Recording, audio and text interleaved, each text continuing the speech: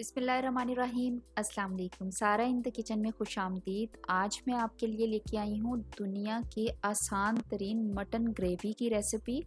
बनाना बेहद आसान है। किस तरीके से बनता है, सबसे पहले आप रेसिपी कार्ड नोट कर लीजिए।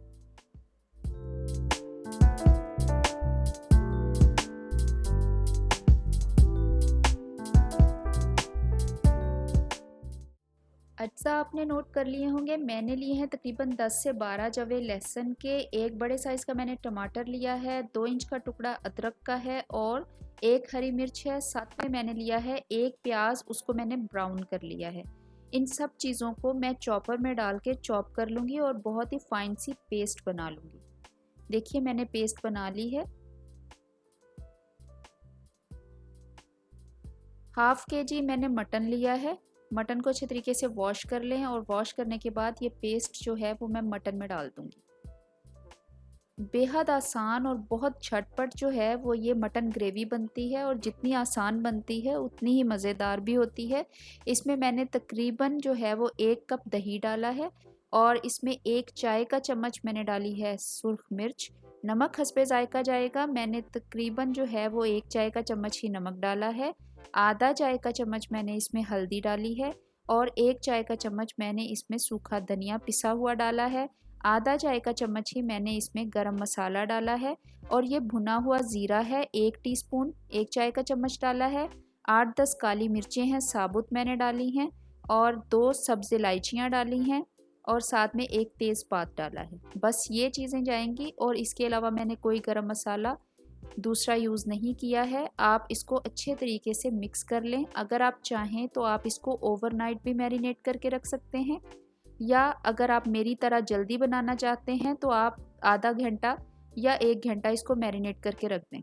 देखिए 1 घंटे के बाद मैंने प्रेशर कुकर में डाला है आधा कप ऑयल का और इसमें मैंने जो मैरिनेट करके मटन रखा था वो डाल दिया। ठीक है, इसको मैंने 5 से 7 मिनट का भी प्रेशर लगाया है।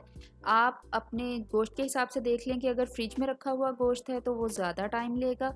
7 मिनट में बेहतरीन किस्म का ये मटन गल गया था। इसको मैंने कढ़ाई में ट्रांसफ़र किया है कुकर से और इसको मैं अच्छी तरह से अब भूनना शुरू करूँगी और इसी दौरान मैंने लिया है आधा कप दूध का।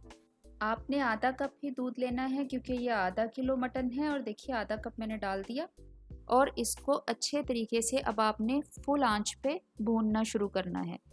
मटन बहुत अच्छा गल चुका है लेकिन इतना ज़्यादा नरम नहीं होना चाहिए कि भुनाई के दौरान वो बिल्कुल रेशा रेशा हो जाए। फुली गला हुआ है। जब आपने 5 से 7 मिनट इसकी अच्छी तरीके से भुनाई कर ली, ऑयल ऊपर आ गया और इसमें मैंने डाल दिया है हरा धनिया और बेहतरीन किस्म का हमारा मटन झटपट देखिए कितनी जल्दी बन गया, रेडी है। भुना हुआ गोश्त है, दुनिया का आसान तरीन ये भुना हुआ गोश्त है और दुनिया का मज़ेदार तरीन भुना हुआ गोश्त है। आप इसको बनाएंगे तो आप भी वाह वाह क्या उठेंगे। झटपट देखिए मिनटों में बना है। तकरीबन मुझे 15 मिनट लगे इसको बनाने में और 1 घंटा मैंने इसको मैरिनेट किया था।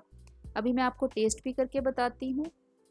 बेहतरीन गला हुआ है और इसकी ग्रेवी बहुत अच्छी है। जो लोग थोड़ा ग्रेवी वाला मटन खाना पसंद करते हैं उनके लिए ये लाजवाब है और बहुत जल्दी बन जाता है।